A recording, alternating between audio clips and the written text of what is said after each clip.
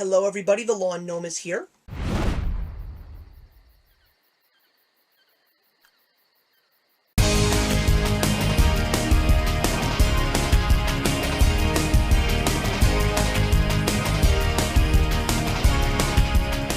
So once again, a very strong weekend. I am not changing clothes because I'm still basking in the Jets' victory this past weekend, but today I'm here to talk to you guys about the 16th Pixar animated film, The Good Dinosaur, starring the voice talents of Jeffrey Wright, Sam Elliott, Steve Zahn, and Anna Paquin. Now, before I get into my thoughts on the movie, this was a Pixar film that I was very, very interested in. Maybe it was because of the fact that there was so much holding this film from finally hitting theaters, and maybe it was because of the fact that some people had very strong positive feelings about it, and others had very strong negative feelings about it. And I myself, as someone who has seen now all 16 Pixar films in theaters, whether it was good or bad, I could not snap the streak, so my fiance and I went to see it the day after we saw Mockingjay Part 2, and there will be a link provided to that review in the box below, just in case you have missed it.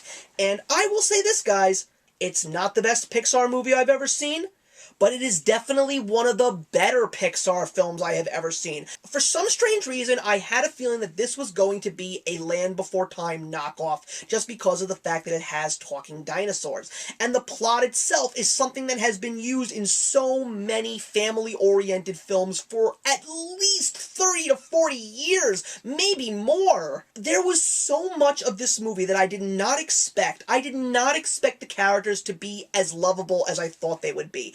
I did not expect the story to be as emotional as it was going to be.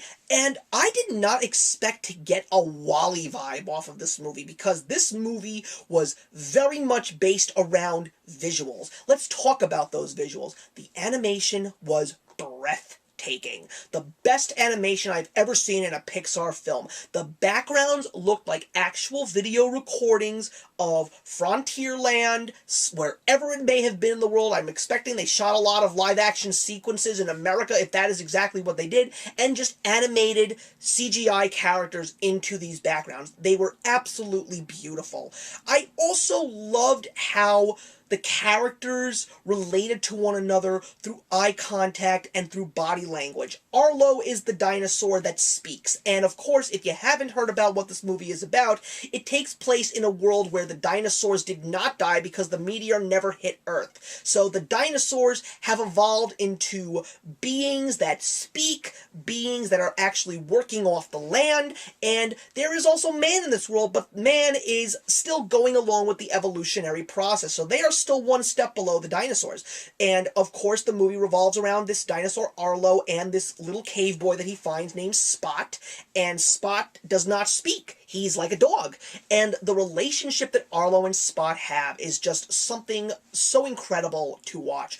Also, Arlo's relationship with his parents and his siblings, and all the other dinosaurs that he encounters. I loved the family of T-Rexes, and I also loved the whole take on how the herbivore dinosaurs are the farmers who work off the land, and it is the carnivorous dinosaurs that herd livestock. The T-Rexes were like cattle-herding cowboys, and Sam Elliott voicing Butch was just one of the coolest characters that I have ever seen. I love Sam Elliott. I mean, one of my favorite movies is The Big Lebowski, and he just plays the all-American cowboy. And in this movie, he does not disappoint. He is just such a cool, soothing character that you can even learn something from.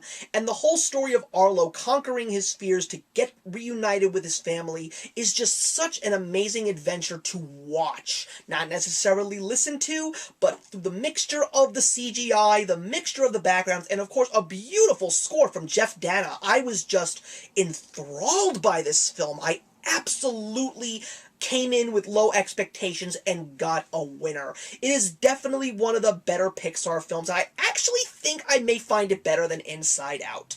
But again, it is far from the best Pixar film, and considering the fact that there has just been so much work to try and make a Pixar film that was just as good as Toy Story 3 and everything that came before it, The Good Dinosaur definitely comes close. I don't know what it is that some people out there did not enjoy about this movie, because I really appreciated this film. I am so happy because I thought that I wasn't going to want this movie on DVD. I was not expecting to enjoy this movie, but I did, and I recommend that you go and see this movie because it literally will take your breath away, at least from an animation standpoint. I'm giving The Good Dinosaur 3.5 out of 4. It was so good. I enjoyed it so much, and you do get all the feels from it. So I will see you guys in the next one. I'm looking forward to hopefully having a conversation with you guys. So please put your comments in the box below and let me know your thoughts on The Good Dinosaur, and I will catch you in the next review. Actions speak louder than words.